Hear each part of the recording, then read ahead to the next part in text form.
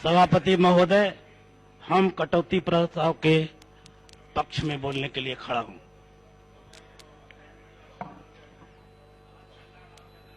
जो बातें रखी गई है बजट में, उस पर चर्चा बहुत काफी अभी हो रही है और होगी आगे भी, और माननीय मंत्री महोदय भी जवाब इसका देंगे।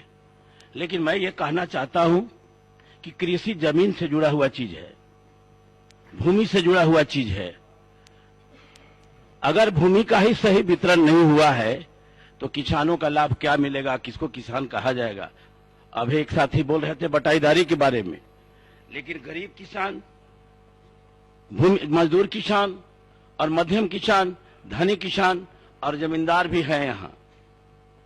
तो हम चाहते हैं कि कुछ खाका जो रखा गया, सुशासन और न्याय की सरकार, सबका साथ, सबका विश्वास और सबका विकास, उसका नमूना जो हमारे पास आंकड़ा है, मैं बताना देना चाहता हूं कि किसका किस पर जमीन पर कितना कब्जा है, किनकी संख्या कितनी है, क्या रखा गया है। देश में ब्राह्मण की संख्या 1.1 है और जमीन का मालिक है 5.4। क्षत्रिय का संख्या है 4.7 और जमीन का मालिक है 75.1। और वैश्य का संख्या है 5.4 और जमीन का मालिक है 9.2। ये तीनों मिला के जमीन का मालिक कितना हो गए? 89.7। अब सोच लीजिए कि व्यवसाय पर इनकी कितना कब्जा है। ब्राह्मण की व्यवसाय पर है 12.4 और क्षत्रिय का संख्या जो है कब्जा 21.2 और वैश्य का है 63.3। मिला के हो गया 96.8। व्यवसाय का मालिक यही हो गए। और फिर आइए नौकरी में, तो 61.0 ब्राह्मण हैं नौकरी में। अरे कृषि पर मैं बोल रहा हूं, हड़बड़ा कह रहे हैं। और छात्री का संख्या है 4.7 लेकिन नौकरी में है 11.3। वैश्य का है संख्या है 5.4 और नौकरी पर कब्जा है 13.4। मिला के हो गया 86.3 और स्वर्ण जाति के 10% आरक्षण ले लिए तो 10% आउ हो गया, तो 96.3। नौकरी, व्यवसाय और जमीन का मालिक मुट्ठी भर लोग हो गए। बाकी किनके जिम्मे दिए? बजट में जो आई है बात, अनुदान देंगे, किसको अनुदान दीजिएगा? ठीक, सभापति महोदय, मैं बोल रहा हूं राजनीति में 77.4, शिक्षा में 77.4 है शिक्षा में, राजनीति में 62.4 और संख्या है कुल मिलाकर 13.2। सभापति महोदय, अब इस तरह का सुशासन और न्याय रहेगा जिसको दुशासन और न्याय कहना गुनाह होगा। कैसे होगा? और सबका साथ, सबका विश्वास और सबका आप विकास करा देंगे जब ये अन्यायपूर्ण जमीन का ही वितरण है, कैसे होगा? आपने क्रांति को चिकर्जी कर दिया, आपने बहुत चीज किया है। आपने पीली क्रांति किया, आपने नीली क्रांति किया, भूरी क्रांति किया, स्वर्ण फाइबर क्रांति किया, गोल्डन किया, लाल क्रांति किया, चांदी फाइबर किया, श्वेत किया, पीली किया, इंद्रधनुषी किया। इससे क्या किसको लाभ होगा? तो जो भी बजट में आया है वो किसको मिलेगा? किसको मिलेगा? मैं सभापति महोदय एक बात जान लीजिए, अगर इस तरह के न्याय को कहते तो अन्याय किसको कहेंगे? और हमने तो देखा, इस पर बजट के किताब पर लिखा हुआ था कि सिद्धांतों के बिना राजनीति, परिश्रम के बिना धन, विवेक के बिना सुख, चरित्र के बिना ज्ञान, नैतिकता के बिना व्यापार और मानवता के बिना विज्ञान और त्याग के बिना पूजा। ये महात्मा गांधी जी ने कहा था। तो इसमें तो लिख देना चाहिए था, बजट जो तैयार किए वित्त मंत्री कि नाथूराम गौडसे के बिना भाजपा, होना चाहिए था, वो भी लिख देना चाहिए था। उनकी हत्या हुई, उनकी बातों को रखी गई है तो हत्यारों को भी रखना चाहिए था। मेरा कहने का मकसद है कि अगर यही आपका सामाजिक न्याय है, और मैं समझता हूं हम भी पहाड़ पर रहे हैं और नीचे भी रहे, संघर्ष हम लोग भी किया है, और ललन जी रख रहे थे, माननीय सदस्य ललन जी रख रहे थे। मैं उनसे पूछना चाहता हूं कि इस किस पे के पक्ष में है, और मैं माननीय मंत्री महोदय से जानना चाहता हूं कि जितना अनुदान मिलेगा किनको मिलेगा, कितना %? जब सब वही लोग है कब्जा, तो बचा क्या? यही कारण है कि इधर लोग ना ताके और सत्ता और प्रशासन पर मेरा कब्जा कायम रहे और ये लोग हमारी गुलामी करते रहे। इसलिए मैं दावे के साथ कहता हूं कि ये बजट 16 आना 10 रुपए के काटने की क्या मैं बता दूं। जो भी पैसा गया है इसमें बजट में आना चाहिए, कितना बजट पास हुआ और कितना इसमें खर्चा हुआ, बचा तो क्यों बच गया, उसका दोषी कौन है, और नीचे गया तो जमीन पर गया कि नहीं, बीच में कौन लूट गया, उसके खिलाफ भी बजट में आनी चाहिए बात। लेकिन ये बात नहीं आती है। बात आती है क्या, हम लोग ईमानदारी से माननीय सदस्यगण, हम तो बहुत दिन से सुन रहे थे, हम बोलते नहीं थे, डरे कि मामला गड़बड़ा जाएगा। अगर यही धर्म है, यही न्याय है, यही सुशासन है, तो हम तो पूछना चाहेंगे कि अन्याय किसको कहेंगे, कुशासन किसको कहेंगे। और अगर यही विषमता मूलक आपका संबंध बंटवारा रहेगा तो सबका साथ, सबका विकास और सबका विश्वास इसी को कहा जाएगा। और बार बार बोला जाता है कि जेल में चले गए, माननीय सदस्य तमाम लोग मौजूद हैं, वही जेल जाने वाले व्यक्ति मुख्यमंत्री बनाने वाले भी हैं, और आज के मुख्यमंत्री बनाया हुआ मिल गया तो आप बोलते हैं कि जेल में। जरा सोच लीजिए तो कलेजे पर हाथ रख के कि अगर नहीं बनाए रहते तो बीजेपी वाले माननीय सदस्य क्या चाहते, मंत्री बनते आज। वो भले पलट गए, लेकिन मेरा कहना है ये साफ शब्दों में कि अगर इसी तरह से आपकी राजनीति चलेगी इस देश में तो 72 वर्ष नहीं, हमने सुना था कि लोग प्रजातंत्र द्वारा प्रजा की सरकार, अब तो ये कहना होगा प्रजा द्वारा प्रजा को लूटने के लिए प्रजा की सरकार आपने बना दिया। ये परिभाषा आपने बदल दिया, ये परिभाषा आपने बदल दिया। लोकतंत्र का यही जनाजा रहेगा, यही तगाजा है लोकतंत्र का, यही लोकतंत्र के हम लोग रक्षक हैं। हम लोग चाहते हैं कि किसी की आलोचना करने से पहले अपने गिरबान में झांके कि हम कहां के शिकारी हैं। और आदरणीय नेताजी को आप लोग बोला करते हैं, आज जीवित है, जिन लोगों को उधर पूछ हो रहा है उनको ही खिलाफ में पूछ हो रहा है। अगर वो नहीं रहते तो उधर उनका सीट भी नहीं मिलता, मैंने तोड़ने का काम ही नहीं। तो नेता हमको कैसा चाहिए, गुलामी वाला चाहिए, फुकारी भरने वाला चाहिए।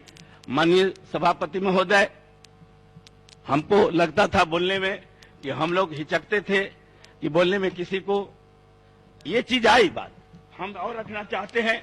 आपने कहा कृषि मनुष्य का सबसे स्वास्थ्यप्रद, सबसे उपयोगी और सबसे नेक रोजगार है, जॉर्ज वाशिंगटन लिखे हैं, आपका सर्वे किताब में लिखा हुआ है।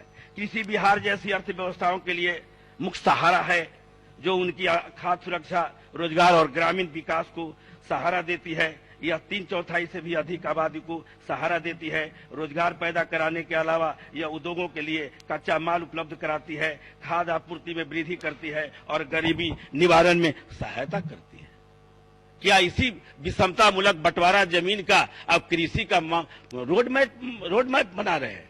आप बनाइए जमीन का वितरण का रोड मैप, तब आपको पता चलेगा कि हम कहां रहेंगे, वो आप कहां रहेंगे। रोड मैप बनाइए, जमीन का वितरण का पहले बनाइए। हम खेती करना जानते नहीं है, कोई खानदान उनका खेती नहीं किया है, सबसे ज्यादा खेत के मालिक है। हम समूचे खेत पूर्वज से आज तक खेती कर रहे हैं, हमको एकदम मालिक नहीं है। तो मेरा कहने का मतलब है कि अगर इसी तरह से विषमता मूलक जमीन का बंटवारा, नौकरी का बंटवारा, शिक्षा का बंटवारा आपने क्या नहीं किया, निजीकरण कर दिया, आरक्षण खत्म कर दिया बिना संशोधन के, निजीकरण कर दिया आपने, सबसे खत्म कर दिया। जब मंडल आयोग को लागू कर रहा था 40 वर्ष लगा, वही आधा अधूरा मिला, और 10% का हुआ तो 10 मिनट में हो गया और लागू भी हो गया। तो मेरा कहने का मकसद है कि अगर ये आपकी भंडाफोड़, अगर इसको आपको चुनौती देना है तो दीजिए, हम तैयार हैं। आरएसएस का एजेंडा कुछ और है, अखिल भारतीय ब्राह्मण महासंघ का एजेंडा और है, और बीजेपी का एजेंडा और है। कुल मिलाकर यही है कि हम मुट्ठी भर लोगों के पीढ़ी दर पीढ़ी जो राज करते आए, शासन और प्रशासन और सत्ता पर कब्जा उत्पादन के साधन पर रहे, और तमाम लोगों में फूट डालकर आप राज करना चाहते हैं। अगर जिस दिन पर्दा खुल गई, और खुलने वाली ही है, इसलिए सही और गलत का कसौटी व्यवहार होता है। अपना पहचान और इतिहास को हमने मिटाया। आपने नाम कब नहीं बदला? द्रविड़ से कह दिया दास, दास से कह दिया अनार, अनार से कह दिया दानव, दानव से कह दिया असुर, असुर से कह दिया अवर्ण। कितना नाम बदले हैं? आप बदलिए, नाम बदलना ही चाहते हैं तो बदलिए। हिंदू शब्द नहीं था कभी, कोई किताब में आपने नहीं लिखा है। अगर लिखा है तो फारसी शब्द में है, किताब में आपका धार्मिक में नहीं है, वो भी नाम बदल दीजिए कि हम हिंदी संस्कृत में क्या कहेंगे, वो भी नहीं नाम अपना नाम बदला यार। फिर देव, फिर सूर, फिर सवर्ण, सवर्ण में 3 पार्ट कर दिए, वह ब्राह्मण क्षत्रिय वैश्य, और तीनों शक्ति ले लिए। ब्राह्मण को दे दिए मठ के गति, बौद्धिक शक्ति ले लिया, राजगति क्षत्रिय को दिया, राजनीतिक शक्ति ले दिया, और वैश्य को दे दिया सेठ के गति और धन की शक्ति ले लिया, दौलत के ले लिया। हम लोग के क्या बचा, हमको शूद्र के रूप में बांटा तो सेवा के गति दिया कि हमको सेवा करके जीवित रहो, और इसी को बात कहते हैं। मनुस्मृति में आपने लिख दिया कि सारा संसार देवता के अधीन है, और देवता मंत्र के अधीन है, और मंत्र जो है ब्राह्मण के अधीन है। इसी धरती पर सर्वश्रेष्ठ ब्राह्मण देवता हुआ। आपने लिख दिया कोई पाप काम करे, कोई काम करे गलत, अन्याय करे, उसको सजा नहीं होगा। यही मनुस्मृति आप लाना चाहते हैं।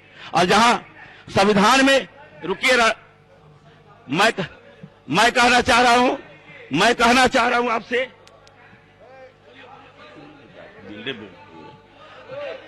मैं कह रहा हूं सभापति महोदय, अगर इस तरह से सबका कब्जा आप ले लेंगे आज, तो मैं कहना चाह रहा हूं आपसे सभापति महोदय आपके माध्यम से कि ये बजट जो आया है सिर्फ मुट्ठी भर लोगों का फायदा के लिए आया है, बाकी लोगों को नुकसान में आया है। और मैं समझता हूं कि 10 रुपया इसको काट के प्रस्ताव को पास किया जाए, और नहीं तो जो फिर अन्याय हुआ है अभी तक जारी रहेगा, और इसको बदला जाए। अब राजनीति बदलने वाली है तो करवट लेने वाली भी, ये बड़ा मेरा कहना है।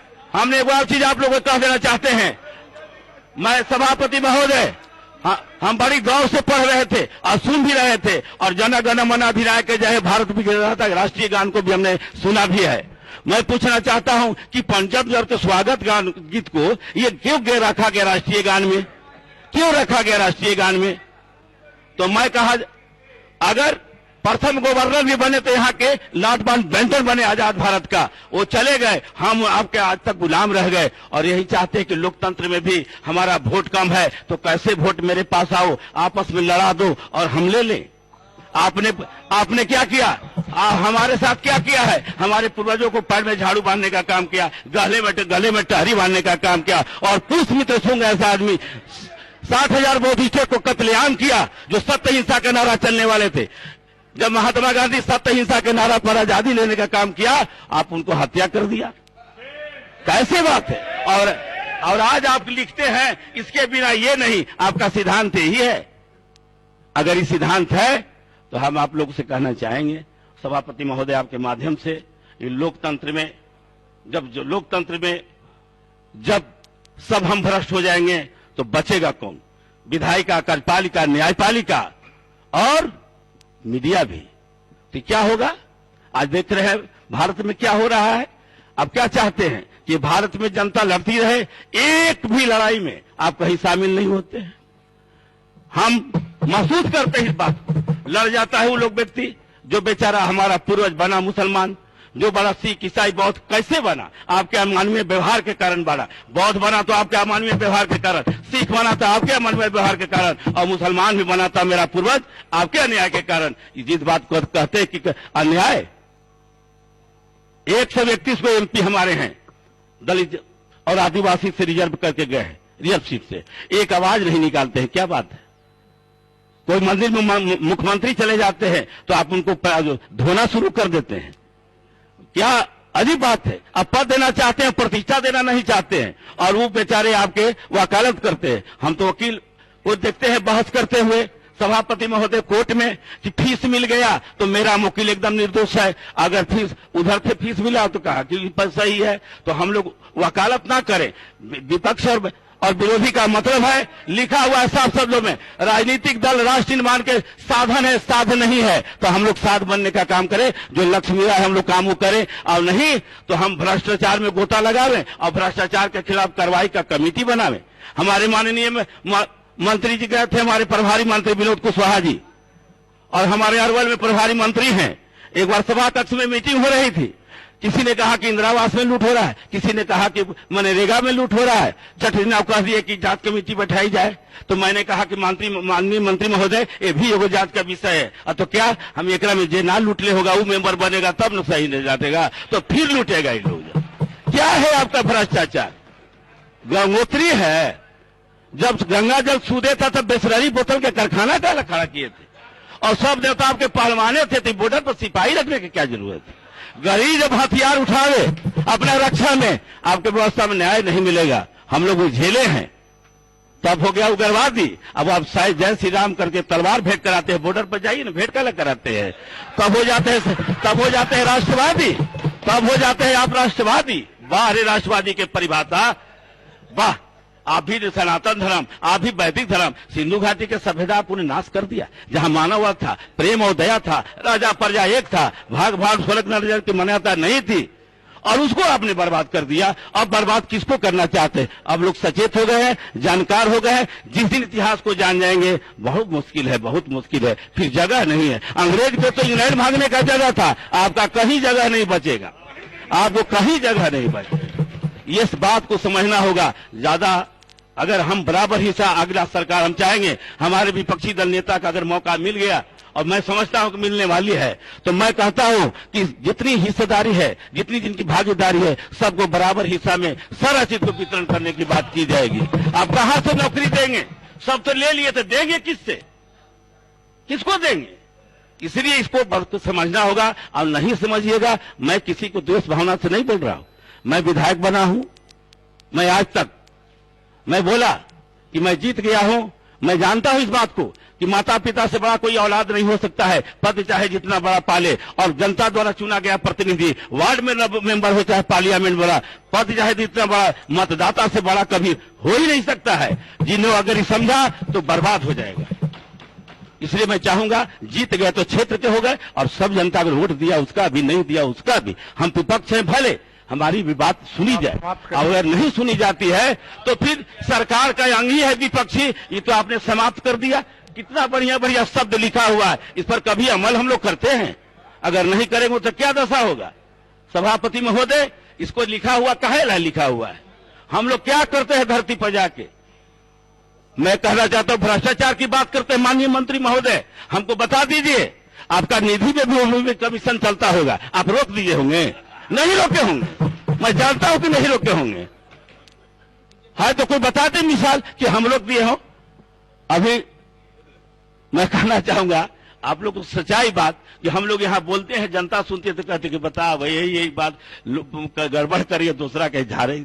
ये जनता मूल्यांकन करती है। हम लोग महसूस करें कि हम किसी को मान सम्मान दे रहे हैं। हमको मांगना नहीं है, हमको मान सम्मान बाजार में नहीं मिलेगी, हम देते जाएंगे, लोग देते जाएंगे। यही अगर चरित्र रहा आप लोगों का कि जनता के साथ धोखा करना, तो निश्चित तौर पर हम तमाम लोग उसके शिकार होंगे। यही कारण है कि विचारों के परिवर्तन नहीं होगा, व्यवस्था परिवर्तन नहीं होगा, तो सिर्फ सत्ता बदलने से लुटेरे बदल सकते हैं, लेकिन लूट से वंचित जनता नहीं होगी। अब बारी आ गया है कि लूट से बचाना होगा, अब नहीं तो ये आपका बेकार हो जाएगा। सब सत्ता बदलने से कोई फायदा नहीं होगा जब तक चरित्र व आचरण नहीं बदलिएगा। इसलिए अगर जनप्रतिनिधि जो काम, सुनिए, अरे रुकिए आप, मैं जानता हूं आप हमको बता, अरे आप, मैं बता रहा हूं आपको, आप समझ सुन लीजिए। माननीय मंत्री महोदय, मैं आपसे पूछा हूं, मैं कहना चाहता हूं सभापति महोदय, अगर राजनीतिक चरित्र को बदलना होगा, हम तमाम लोग को बदलना होगा, आप लोग भी बदलिए। देश के नागरिक हैं तो प्रेम और दया और मानवता रखिए, इससे बड़ा कोई धर्म नहीं है।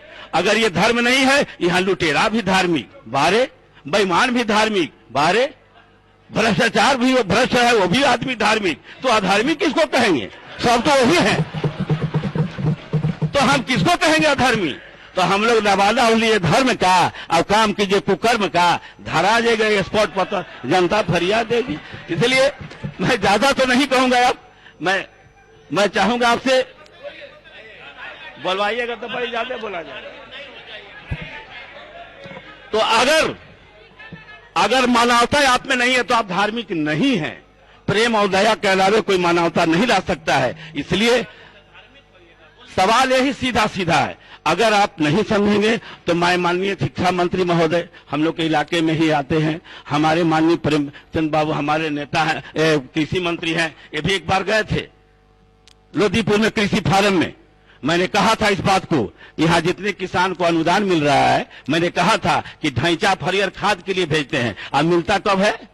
जब रोहन खत्म हो जाए तब, और जोताएगा वो कब? 45 और 50 दिन के बाद होगा, तब हरा खाद होगा। न आप बढ़िया से सिंचाई प्रचुर मात्रा में देते हैं, न समय पर देते हैं, न बीज देते हैं, न शुद्ध धान मिलता है, कोई चीज का आपका नहीं है,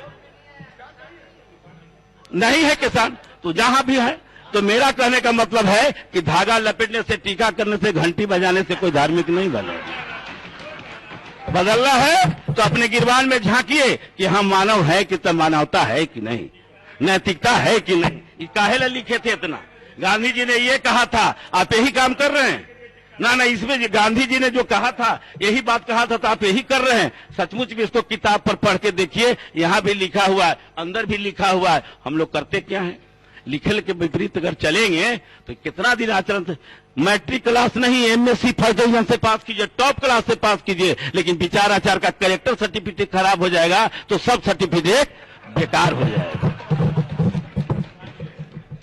झूठ बोलना, मैं तो कहा था एक दिन, ईश्वर के सब लेके ओथ लेते हैं, अगर ईश्वर होते तब पार्लियामेंट विधानसभा कभी भूकंप आ जाना चाहिए था। ओकरे क्रिया खा के लूट जारी है, कैसे होगा? कौन सा हम जानते हैं? माने ईश्वर का क्रिया खाते हैं और डरते नहीं है। सब कहते कि सब में ईश्वर वास करते हैं। हम कहा कि रेप किया उसमें भी ईश्वर, और जिसके साथ लड़की जो रेप हुआ उसको भगवान, भगवान का रेप करता है वो? क्या मामला है? बाहर देश, बाहर धर्म, पवनिया के मजदूरी न मिले, नचनिया के छूट। हमारे अजीब बात है, हमने अधीश के पद पर बैठे, बेटा के दहेज लें और बेटी के दे, और दहेज विरोधी केस का फैसला भी देखे। बाहर देश ऐसा होगा तो क्या होगा? हम माननीय विधायक शपथ लिए थे, दारू नहीं पिएंगे, ना पीने देंगे। आप पी के एकदम मस्त होकर कह रहे हैं, तो क्या कीजिएगा? कीजिए ना कार्रवाई, कहाँ कीजिएगा? वो गरीब मुसहर भुइया के यहाँ, जिसे जीता भी है, उसके बाद जीने का दूसरा साधन भी नहीं था, और वो ये जीने का काम को उसको जेल में बंद करते हैं, और जो पूरा स्टोर करते हैं तो वहां हिसाब किताब कितना चल रहा है मैं बताऊं, आप जान लीजिए। इसीलिए मैं कहना चाहता हूं कि ईमानदारी से बदलिए, और नहीं तो जनता पढ़ रही है, जनता मार्क्स किताब नहीं पढ़ेगी, जनता आपके किताब नहीं पढ़ेगी, आपको व्यवहार से जानेगी। बोलता है तो करता है कि नहीं, आप बोलिए, कीजिए, झूठ मत बोलिए। इसलिए मैं चाहूंगा जनता के कसौटी पर खड़े नहीं उतरिएगा। बात वही सही है जो न्याय संगत हो, तर्क संगत हो और व्यवहारिक हो। अगर इससे बाहर होइएगा वो सब बात गलत हो जाएगी। इसीलिए बजट जो है, मैं चाहूंगा कि बजट में आ जाए कि जमीन का भी वितरण, भूमि सुधार करके उसको समान रूप से वितरण किया जाए, और नहीं तो उनको मालिक बना दिया जाए। जो जोत के करते हैं उनको खाली बनिहार मजदूर नहीं रखा जाए। हम भी खेती करते हैं, जब आपदा आती है तो रसीद नहीं दे पाता है वो आदमी, तो पैसा वो ले लेता है जो पहले कटकेना पर दिया हुआ था, वो बेचारा वंचित हो जाता है। क्या कीजिएगा उसको? अब मजदूर है, किसान है काम, लेकिन मजदूर है। गरीब किसान अपनों खेती करता है, कुछ आपसे भी लेता है, उनसे भी लेते, जो जिनके पास अधिक खेती है। ईमानदारी रखिए, और नहीं तो मैं समझता हूं कि अब धीरे धीरे 72 वर्ष बात हो गई कि लोकतंत्र में अब तक कोई परिवर्तन नहीं है। भूखे जो लोग रह रहे रोड पर, घर बिना। आप कह रहे हैं हरा पर कब्जा कर लिया है, जिनको बहुत बढ़िया बढ़िया जमीन कब्जा है उनको हटाने आपको माने हालत खराब हो जा रहा है, और गरीब को कह रहे हैं और बिना व्यवस्था किए हुए हटाने का काम कर रहे हैं। बड़ी बहादुरी करते हैं। और मैं आपको दावे के साथ कहता हूं, बहुत कुछ लोग कहते थे कि नक्सली तो समाप्त हो जाता सरकार अगर चाहती, पुलिस था। हमने कि अगर वो चाहती तो शोषण भी खत्म हो जाए, नक्सली पैदा नहीं होते। तो चाहना है यही कीजिए, अगर रोकना है तो इसे कीजिए। मैं अभी भी कह रहा हूं, आधुनिक हथियार की जरूरत नहीं है, आधुनिक विचार की जरूरत है। अगर विचार आपने नहीं लाया तो निश्चित रूप से हथियार से कब्जा करने का मनसा तोड़ दीजिए। मैं दावा करता हूं आप कहीं नहीं लड़ पाइएगा पब्लिक से, अभी बिगड़ जा रही है। और मैं कहता हूं, माननीय मुख्यमंत्री महोदय नहीं है, लेकिन हम सभापति महोदय से कहना चाहूंगा, रोड पर जो एक्सीडेंट होता है, हम जानते हैं एगो मरेगा तो ना मिलेगा, इससे ज्यादा मरेगा तो ओकरा खाली 2-4 गो मरे तब मिलेगा। उसको भी परिवर्तन कीजिए, जो है अनुदान सबको दीजिए, इलाज सबको सरकारी खर्चा पे हो, और विकलांग हो जाए तो उसको मदद किया जाए। सोन कमान का सब नहासी नली हो गया और बरसाती हो गया। 3 गो परमंडल का 12 जिला सोन नहर से प्रभावित है। अगर नहीं समय पर पानी मिलेगा तो समय पर दाना नहीं डलाएगा बीज का, और समय पर नहीं डलाएगा तो रोपनी भी नहीं होगा।